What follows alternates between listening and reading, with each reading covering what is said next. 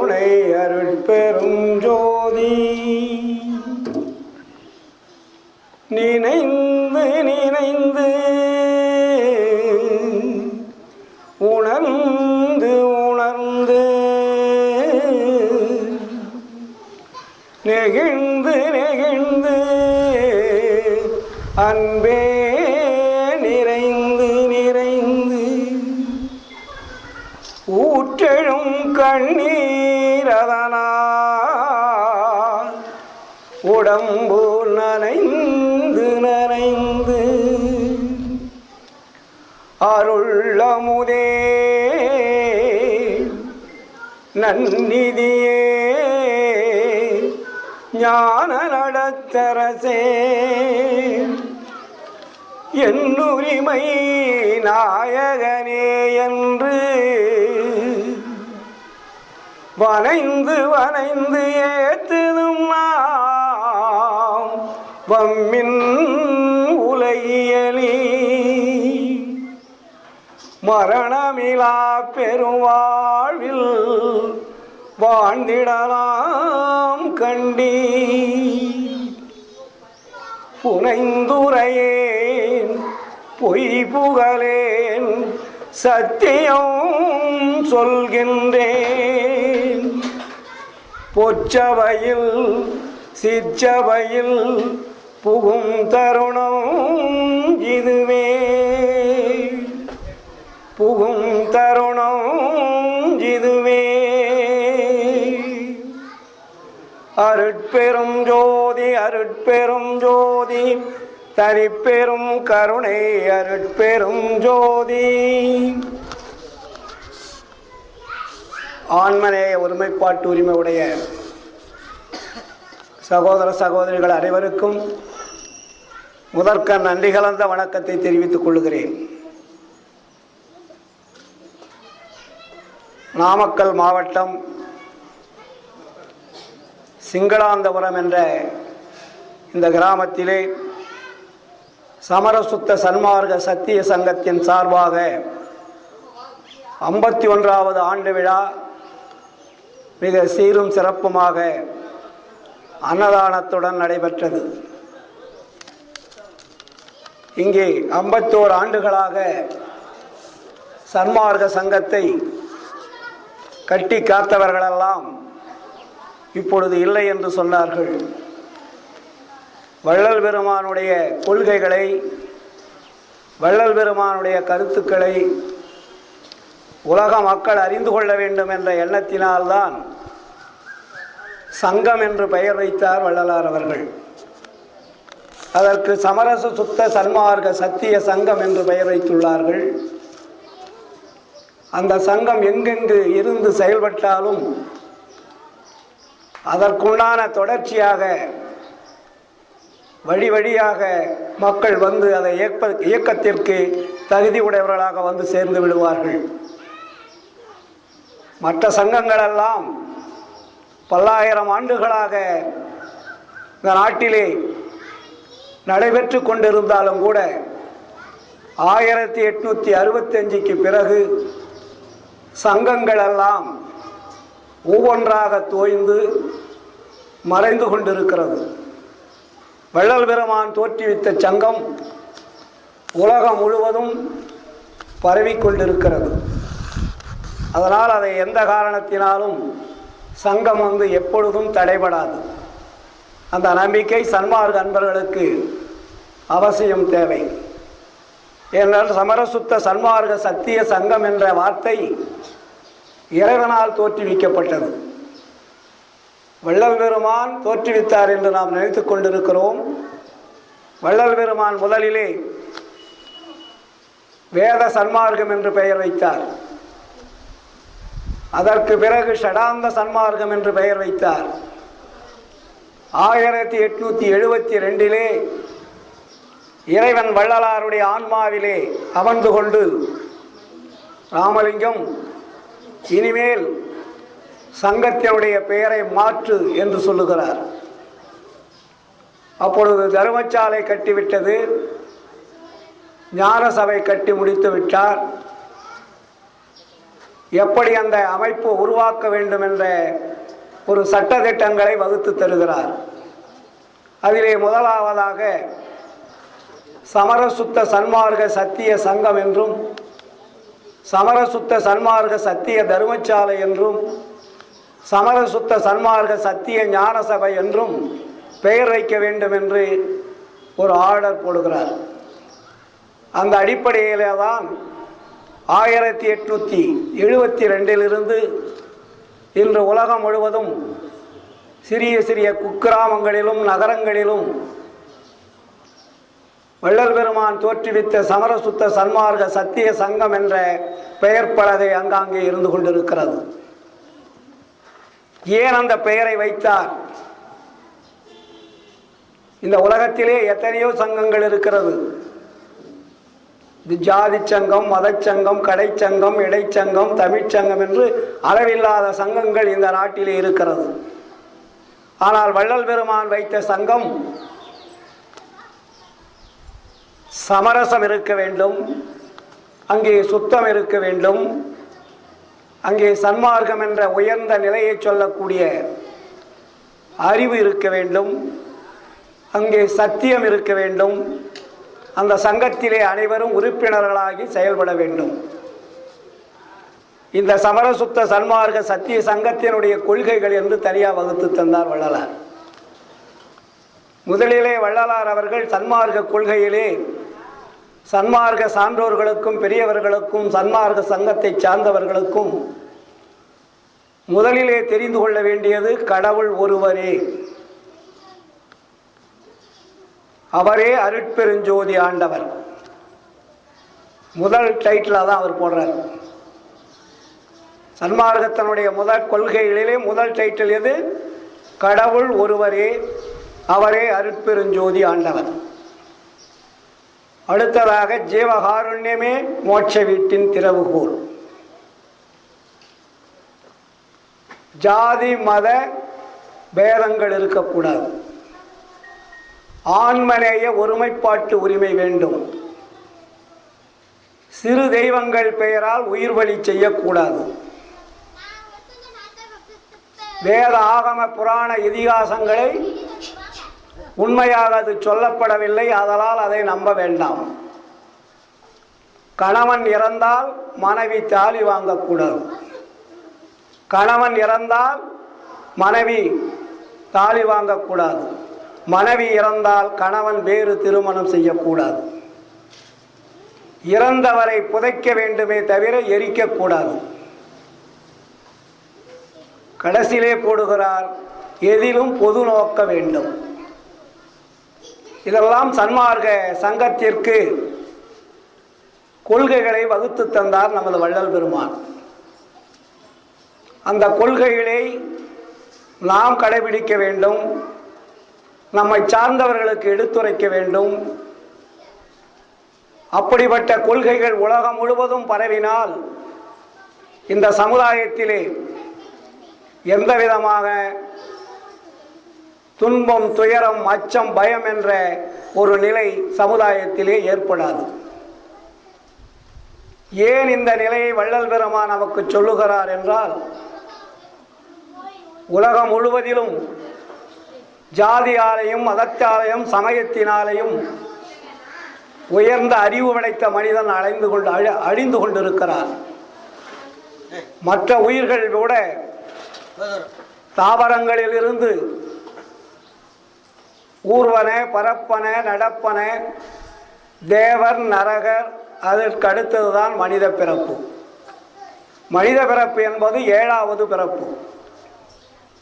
அதனால்தான் வள்ளல் பெருமான் சொல்லுகின்ற பொழுது, உயர்ந்த அறிவு படைத்த மனித தேகம் படைத்தவர்களே. மனிதருக்கு மட்டும்தான் உயர்ந்த அறிவு என்பது இறைவனால் கொடுக்கப்படுகிறது. மற்ற உயிரினங்களுக்கு அந்த அறிவு விளக்கம் கிடையாது. மனிதன் மட்டும்தான் இந்த பிரபஞ்சத்தினுடைய ரகசியங்களையும், இறைவன் யார் என்ற உண்மைகளையும், நாம் யார் என்ற உண்மையையும், மற்ற உயிர்களுடைய உண்மைகளையும் தெளிவாக தெரிந்து கொள்ளக்கூடிய ஆற்றல் படைத்தவன். அதனால்தான் உயர்ந்த அறிவு படைத்தவன் மனிதன். உயர்ந்த அறிவு படைத்த மனிதன் தாழ்ந்த நிலையிலே வாழ்ந்து கொண்டிருக்கிறான். இறைவனால் கொடுக்கப்பட்ட அறிவு இருந்தும், உயர்ந்த அறிவிருந்தும் மனிதனுடைய வாழ்க்கை தாழ்ந்த நிலையிலே வாழ்ந்து கொண்டிருக்கக்கூடிய வரலாறுகளை நாம் படித்துக் கொண்டிருக்கிறோம். இந்த உலகத்திலே தோன்றிய மதங்கள் அளவில் அடங்காதது, சமயங்கள் அளவில் அடங்காதது, ஜாதி அளவில் அடங்காதது. இப்படிப்பட்ட பிரிவினை மனிதனுக்கு எதனால் தோற்றுவிக்கப்பட்டது, பின்பற்றப்பட்டது என்பதெல்லாம் நாம் வரலாற்று உண்மைகளை பார்த்தால் தெரிந்து கொள்ளலாம். நமக்கு தெரியாமல் இருப்போம் என்பதனால்தான் இந்த உலகம் படைத்த இறைவன், அண்டங்களை படைத்த இறைவன், உயிர்களை அனுப்பிய இறைவன், கிரகங்களை வைத்த இறைவன் இந்த உலகத்திற்கு ஓர் உண்மையை சொல்ல வேண்டும் என்ற பெருங்கருணை கொண்டுதான் இந்த உலகத்திற்கு பக்குவமுள்ள ஒரு ஆன்மாவை அனுப்பி வைக்கிறார். உயர்ந்த அறிவுள்ள மனிதர்கள், உயர்ந்த அறிவுள்ள ஆற்றல் படைத்த ஞானிகள், யோகிகள், சித்தர்களெல்லாம் முன்னாடி இருந்திருக்கிறார்கள். இருந்தாலும் இந்த ஜாதியையும் மதத்தையும் சமயத்தையும் அவர்களால் அழிக்க முடியவில்லை, ஒழிக்க முடியவில்லை. இதை ஒழிப்பதற்கும் அழிப்பதற்கும் ஒரு தகுதி உள்ள ஒரு ஆன்மாவை அனுப்பி வைக்க வேண்டும் என்ற பெருங்கருணை கொண்டுதான் ஆண்டவர் தான் வள்ளல் பெருமானை அனுப்பி வைக்கிறார். இந்த உலகம் எப்படி இருக்கிறது என்று ஒரு பட்டியல் போடுகிறார் வள்ளலார். பேருற்ற உலகில் ஒரு சமயம் அதன் எரியலாம், பேய்பிடிப்புற்று பிச்சு பிள்ளை விளையாட்டென்று உணர்ந்திடாது, உயிர்கள் பலபேதமுற்று அங்கும் இங்கும் போருற்று இறந்து வீண் போயினர். இந்த மனித சமுதாயம் எப்படி அழிந்து கொண்டிருக்கிறதாம்? ஜாதி, சமயம், மதம் என்ற ஒரு கொடூரமான சண்டையிலே போராட்டம் நடந்து மனித உயிர்களை பலிவாங்கி கொண்டிருக்கிறார்கள். ஆதலால் இந்த உலகத்தில் உள்ள அறிவு படைத்த மனிதர்களை காப்பாற்ற வேண்டுமானால் நீதான் அதற்கு தகுதியானவன் என்று இறைவன் வள்ளலாரை அனுப்பி வைக்கிறார். அது பக்குவமுள்ள ஆன்மா என்று பெயர். பேருற்ற உலகில் ஒரு சமயம் அதன் எரியலாம், பேய்பிடிப்புற்ற பிச்சு பிள்ளை விளையாட்டென்று உணர்ந்திடாது, உயிர்கள் பலபேதமுற்று அங்கும் இங்கும் போருற்று இறந்து வீண் போயினர்.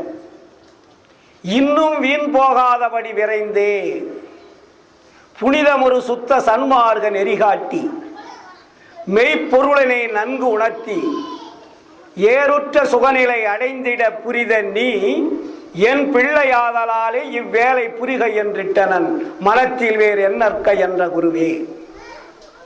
வள்ளலார் நமக்கு பதிவு செய்கிறார். நான் வந்தவனுடைய நோக்கம் இறைவனால் அனுப்பப்பட்டவன் நான். மெய்ப்பொருள் என்பது இந்த உலகத்தில் உள்ளவர்களுக்கு இதுவரையிலே யாரும் சரியான முறையிலே காட்டவில்லை. மெய்ப்பொருள் மெய்ப்பொருள் என்று சொல்லிக் கொண்டிருக்கின்றார்களே தவிர மெய்ப்பொருள் யார், அது எங்கே இருக்கிறது, எப்படி இருக்கிறது, எப்படி செயல்பட்டு கொண்டிருக்கிறது என்பதை இதுவரையில் எந்த ஞானிகளும் சொல்லவில்லை. ஆதலால் மெய்ப்பொருளை நன்கு உணர்த்தி எல்லோரும் ஏறுற்ற சுகநிலை அடைந்திட புரித நீ என் பிள்ளையாதலாலே இவ்வேளை புரிக என்றிட்டனன் மனத்தில் வேறு என்னற்க என்ற குருவே. தெளிவுபடுத்துகிறார்.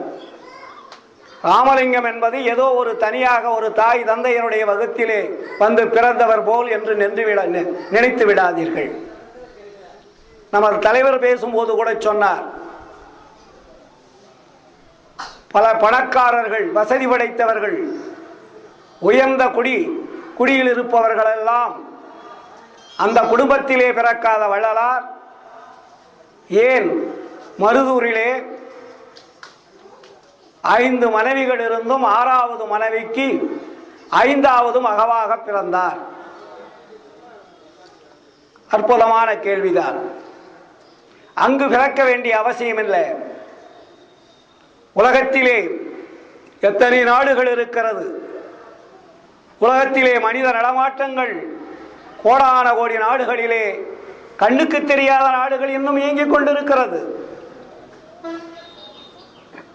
அவ்வளவு விரிந்த இந்த நாடுகளிலே மனித சமுதாயம் வாழ்ந்து கொண்டிருக்கக்கூடிய இடத்திலே விட்டு ஒரு சாதாரண குக்கிராமம், ஒரு ஏழ்மையான நிலையில் உள்ள கணக்கப்பிள்ளை என்ற அந்த குடும்பத்திலே வள்ளல் பெருமான் பிறக்க வேண்டிய அவசியம் என்ன? இறைவன் பார்க்கிறார், உலகத்தை பார்க்கிறார். பக்குவமுள்ள ஆன்மாவை சுமப்புவதற்கு தகுதி உள்ள பெண் யார் என்று பார்க்கிறார். ஒரு மகனை இந்த உலகத்திற்கு, ஒரு தூய்மையான ஒரு ஞானியை, உலகத்தை திருத்தக்கூடிய ஒப்பற்ற ஓர் பேர் அருளாளனை சுமக்கக்கூடிய தாய் யார் என்பதை இறைவன் பார்க்கின்ற பொழுதுதான் சின்னம்மையை தேர்ந்தெடுக்கிறார்.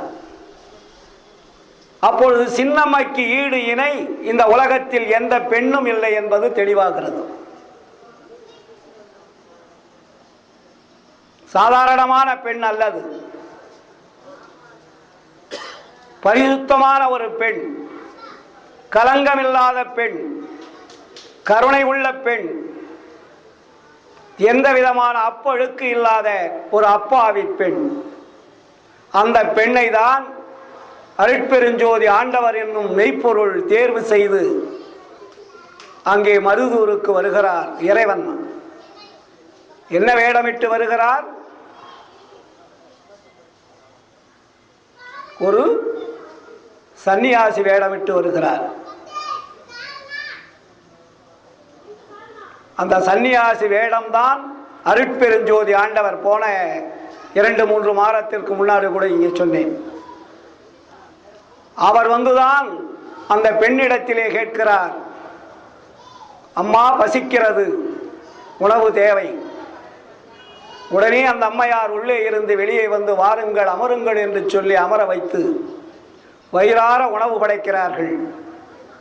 அந்த சிவனடியார் பார்த்து பசித்து உணவருந்திவிட்டு எழுந்திருத்தி சொல்லுகிறார், அம்மணி,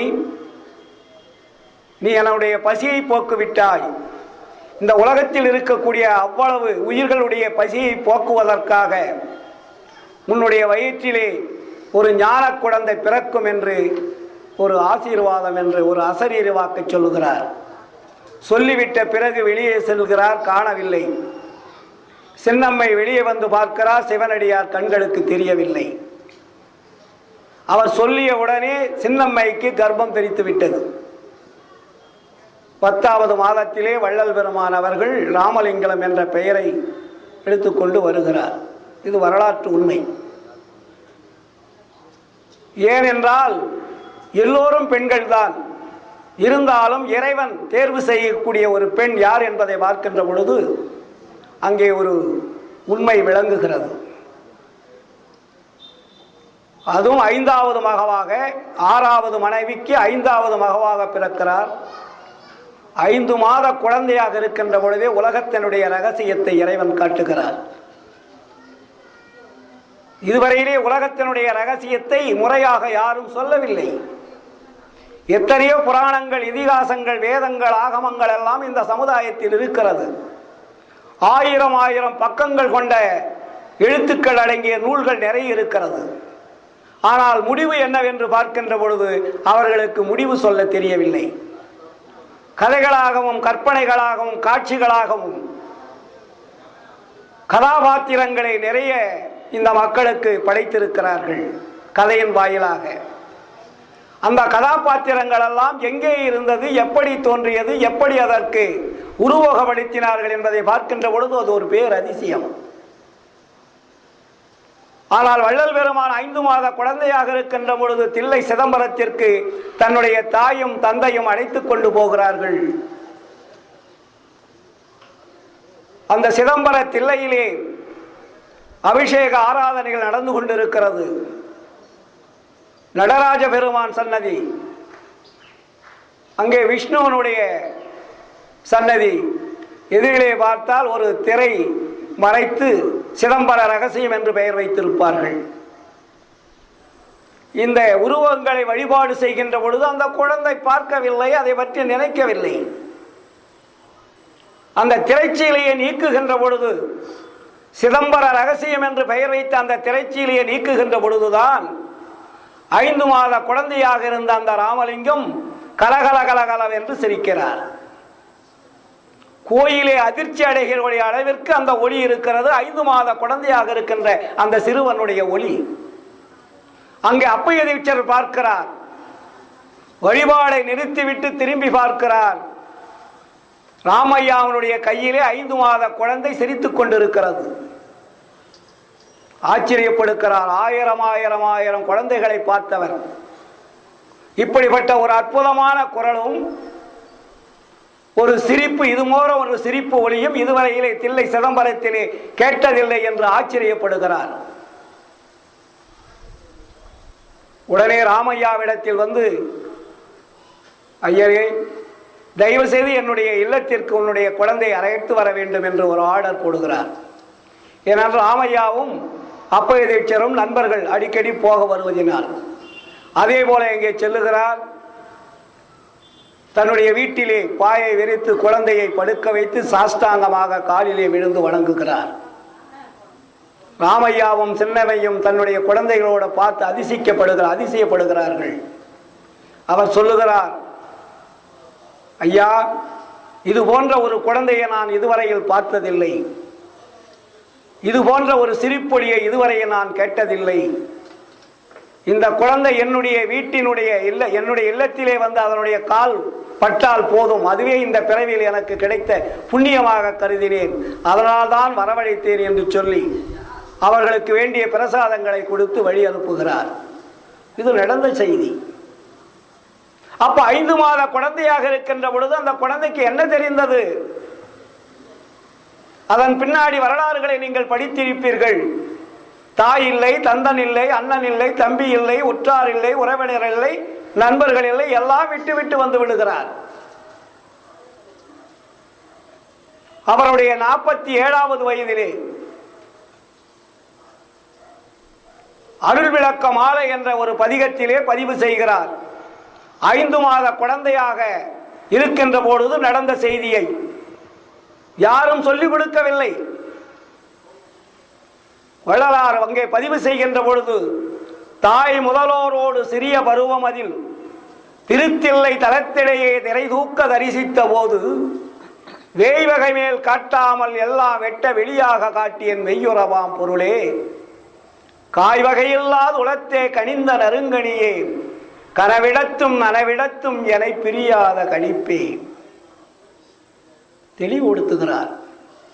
5 மாத குழந்தையாக இருக்கின்ற பொழுதே உலகத்தினுடைய ரகசியங்களை எல்லாம் ஆண்டவர் ஆறு என்பதையெல்லாம் அருட்பெருஞ்சோதி ஆண்டவர் காட்டிவிட்டார்.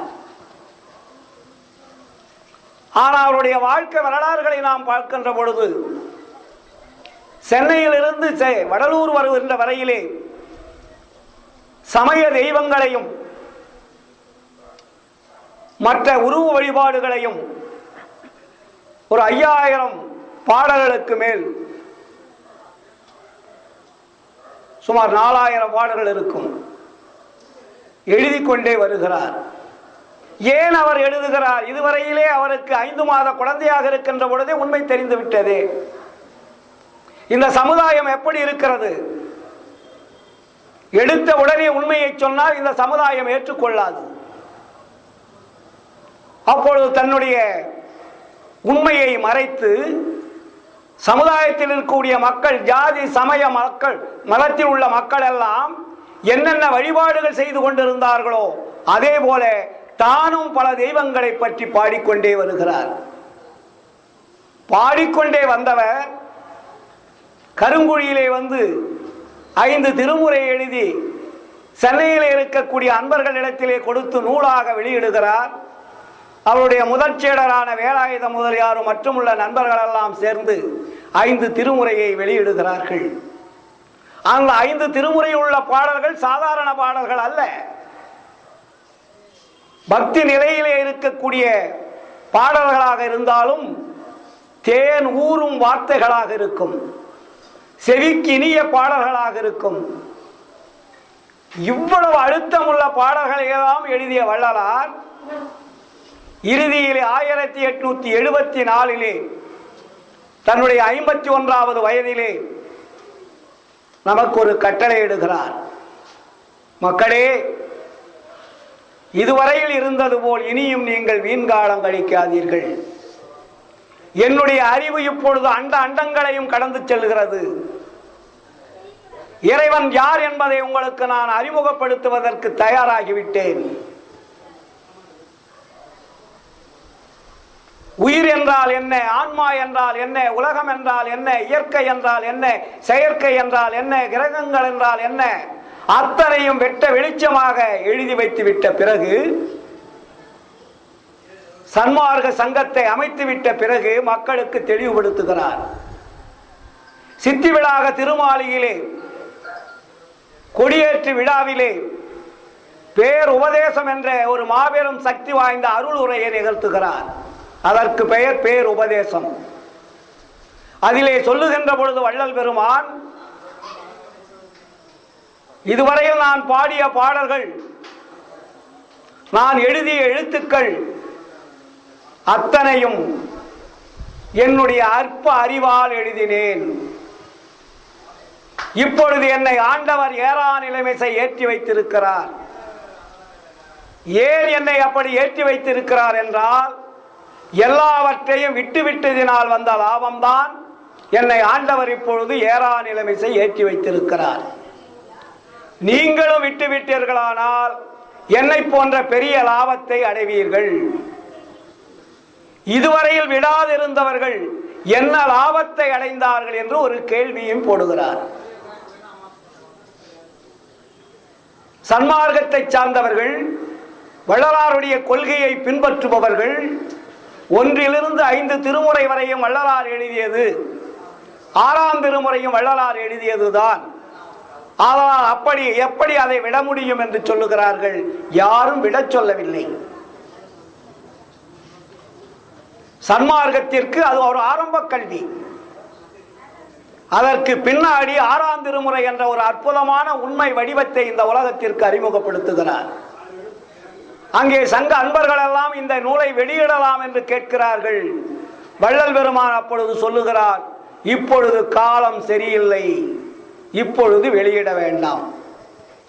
5 திருமுறையை வெளியிட்டார். 6ஆம் திருமுறை என்ற உண்மை விளக்கப்பட்ட நூலை இருக்கக்கூடிய அத்தனை அற்புதமான உண்மைகளை இப்பொழுது வெளியிட வேண்டாம் என்று காலதாமதம் படுத்துகிறார்.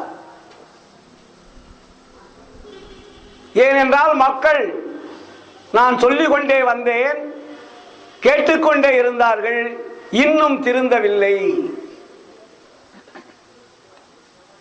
ஏதாவது ஒரு சிலர் திருந்து இருந்தால் 6ஆம் திருமுறையை அவர் சித்தி பெறுவதற்கு முன்னாடியே அதை வெளியிட்டு இருக்க சொல்லியிருப்பார். வள்ளலாருடன் இருந்தவர்கள், அற்புதமான அறிவு படைத்தவர்கள், இருக்கிற ரத்தன முதலியார், வேலாயுத முதலியார், பாலு செட்டியார், இப்படி ஒரு ஆயிரக்கணக்கான வசதி படைத்தவர்கள், கல்வி அறிவு பெற்றவர்கள் எல்லாம் வள்ளலார் கூட இருக்கிறார்கள். ஆனால் கடைசி வரையிலே வள்ளலார் சொல்லிய உண்மை கருத்தை ஒரு நபராவது ஏற்றுக்கொண்டு அதன்படி வாழ்ந்தார்களா என்றால் யாரும் இல்லை. இதனால் வள்ளல் பெருமான் வேதனை அடைகிறார். இப்பொழுது சொல்லுகிறேன், நீங்கள் கேட்க மாட்டீர்கள். வடக்கே இருந்தும் கிழக்கே இருந்தும் மேற்கே இருந்தும் தெற்கே இருந்து வருவார்கள். அப்பொழுது சொல்லுவார்கள், நீங்கள் அப்பொழுது கேட்பீர்கள். தெளிவுபடுத்துகிறார். அப்போ நம்மளுடைய உருவ வழிபாடு என்பது குறை சொல்லுவதற்காக அல்ல. இறைவன் உருவமாக இல்லை, இறைவன் உருவமாக இல்லை, இறைவன் ஒளியாக இருக்கிறார். உருவமாக இல்லை, ஒளியாக இருக்கிறார் என்பதை மிக தெளிவாக உரைநடை பகுதியிலும் அருட்பாவிலும் மிக தெளிவாக எழுதியிருக்கிறார். 5 திருமுறையில் உள்ள மகாதேவ மாலை அத்தனையும் 120 130 பாடல்கள், அதிலே அவ்வளவு விளக்கங்களை தந்திருக்கிறார். ஆனால் வள்ளல் பெருமான் சொல்லிய கருத்துக்களை அப்பொழுது யாருமே கேட்கவில்லை. ஏனென்றால் இந்த உலகத்தில் இருக்கக்கூடிய சமயம், மதம், ஜாதி என்ற பற்று அவருடைய ஆன்மாவிலே பதிந்து அதை அவர்களால் எடுக்க முடியவில்லை. அந்த அளவிற்கு ஆழமாக அது பதிவாகி இருக்கிறது. அதைத்தான் வள்ளல் பெருமான் திரை என்று ஒரு வார்த்தையை அங்கே போடுகிறாய். ஆன்மாவை மறைத்துக் கொண்டிருக்கக்கூடிய திரைகள் 7. அது அத்தனையும் அஞ்ஞானம் என்னும் திரைகள், அறியாமை என்னும் திரைகள். அந்த திரைகளை எப்பொழுது நீக்குகிறீர்களோ அப்பொழுதுதான் இறைவன் யார் என்பது உங்கள் கண்களுக்கு தெரியும். அதுவரையில் தெரியாது. அப்போ திரை என்பது என்ன? நம்ம உடம்பு இருக்கிறது, உடம்பிலே உயிர் இருக்கிறது, உயிரை இயக்குவதற்கு ஆன்மா இருக்கிறது, உடம்பை வெளிப்புறத்திலே இயக்குவதற்கு கரணங்கள் இருக்கிறது, செயல்படுவதற்கு இந்திரியங்கள் இருக்கிறது. இந்த உடம்பை வள்ளல் பெருமான் 4ஆக பிரிக்கிறார். அகம் என்பது ஆன்மா, அகப்புறம் என்பது ஜீவன் என்னும் உயிர், புறம் என்பது கரணங்கள், புறப்புறம் என்பது இந்திரியங்கள். அப்போ 4ஆக பிரித்து 4 பாகங்களாக இந்த உடம்பை இயக்கிக் கொண்டிருக்கிறது. அப்போ இயக்கிக் கொண்டிருக்கக்கூடிய மெய்ப்பொருள் தான் ஆன்மா என்ற உள்ளொளி. அந்த உள்ளொளியை நாம் காண முடியாமல் இருக்கிறோம். அந்த உள்ளொளிதான் இறைவனுடைய குழந்தைகள். அதற்கு பெயர் ஆன்மா என்றும் ஆத்மா என்றும் உள்ளொளி என்றும் பெயர். முச்சந்தி என்றும் சிற்றபாய அங்கம் என்றும் பல பெயர்கள் அதற்கு உண்டு. ஆனால் நமக்கு வழிகாட்டியவர்கள் உடல் தத்துவங்களை உண்மையாக நமக்கு இந்த உலகத்திலே கதைகளாகவும் கற்பனைகளாகவும் அடித்து தந்திருக்கிறார்கள்.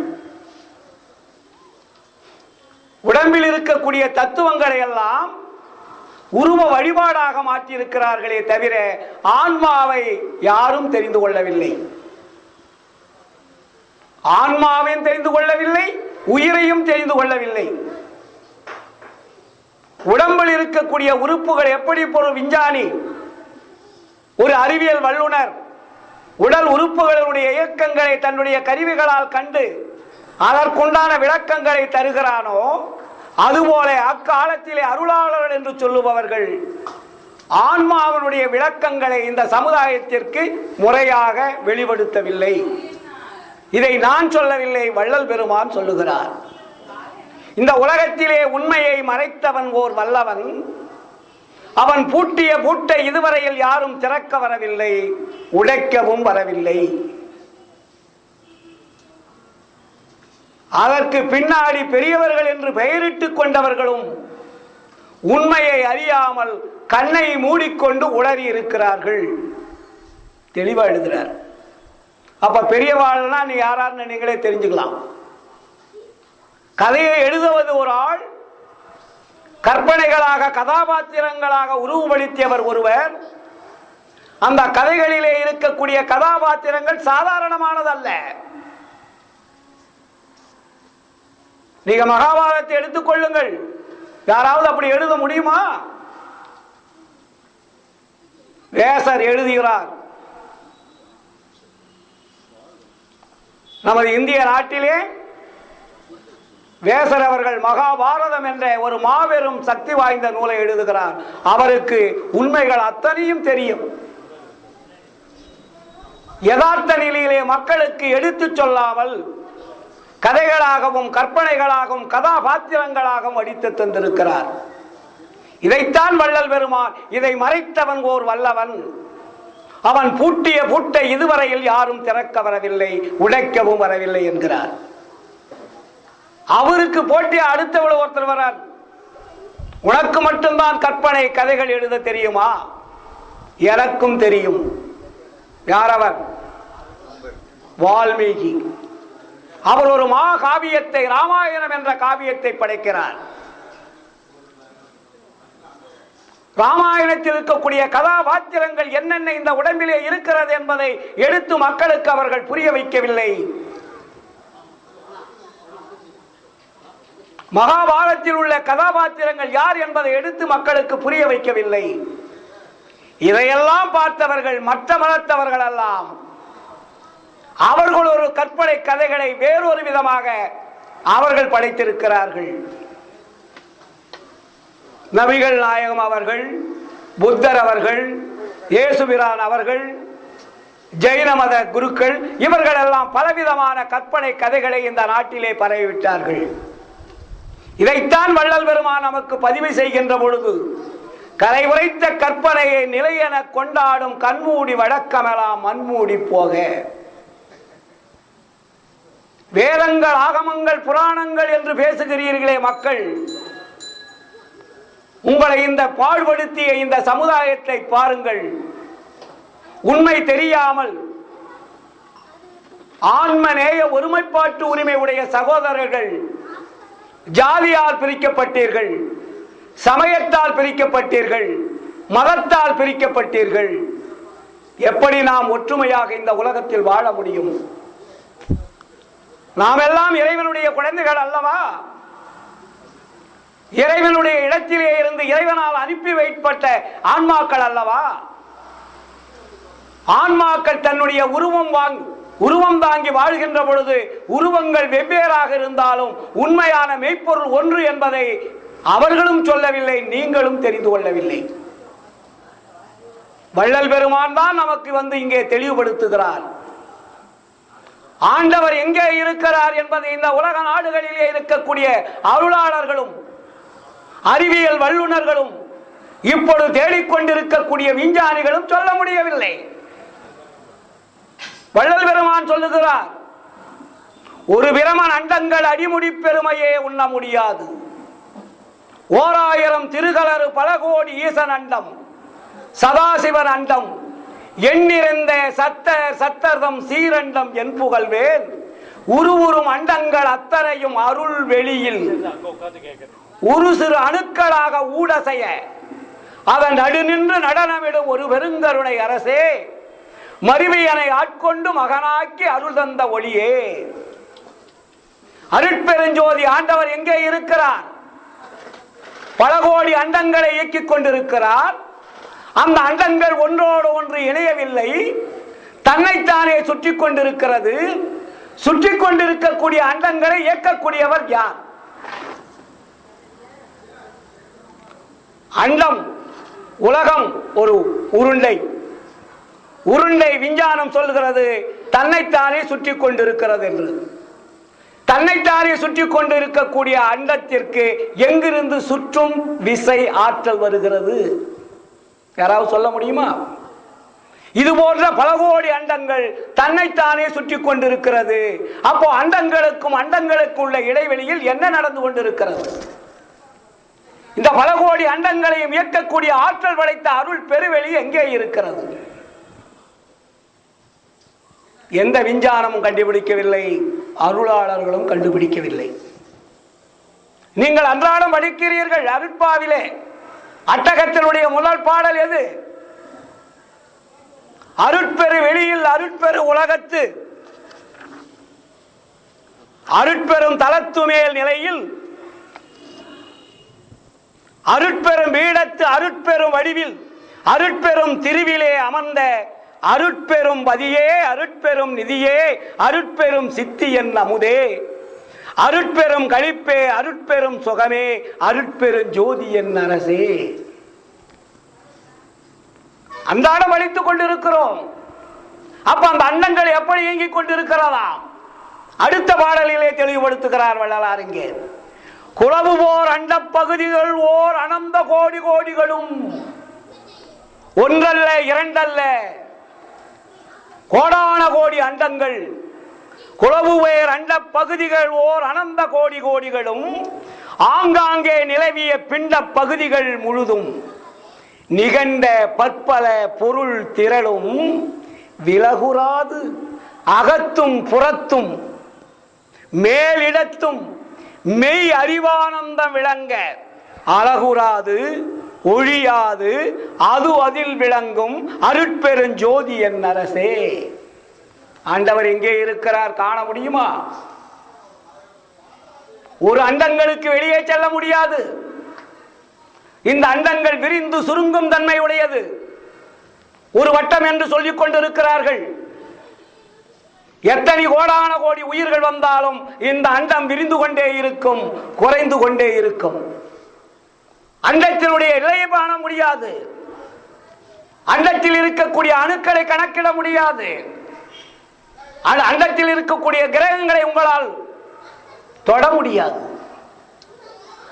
எப்படிப்பட்ட ஒரு அதிசயமான உலகத்தை இயக்கிக் கொண்டிருக்கிறார் யார்? அவர்தான் அருட்பெருஞ்சோதி என்பதை வள்ளலார் கண்டுபிடித்தார். அந்த அருட்பெருஞ்சோதி எப்படி இயங்கிக் கொண்டிருக்கிறது? அது உருவமா, அருவமா, உரு அருவமா? தெளிவுபடுத்துகிறார். இங்கே நீங்கள் சொல்லுகின்றது போல் அல்லப்பா. அந்த அருட்பெருஞ்சோதி ஆண்டவர் இயற்கையிலே பாசங்கள் ஒன்றுமில்லார், குணங்கள் ஏதுமில்லார், தத்துவங்கள் ஏதுமில்லார், மற்றோர் செயற்கை இல்லார், பிறப்பில்லார், இறப்பில்லார், யாதும் திரிபில்லார், கலங்கமில்லார், தீமை ஒன்றும் இல்லார், வேண்டுதல் இல்லார், வியப்புறு வேண்டுதல் இல்லார், வேண்டாமை இல்லார், மெய்யே மெய்யாகி எங்கும் விளங்கி இன்பமயமாய் உயர்த்தருமோர் சுத்த சிவானந்த சபதனிலே ஓங்குகின்ற தனிக்கடவுள் ஒருவர் உண்டே கண்டீர்.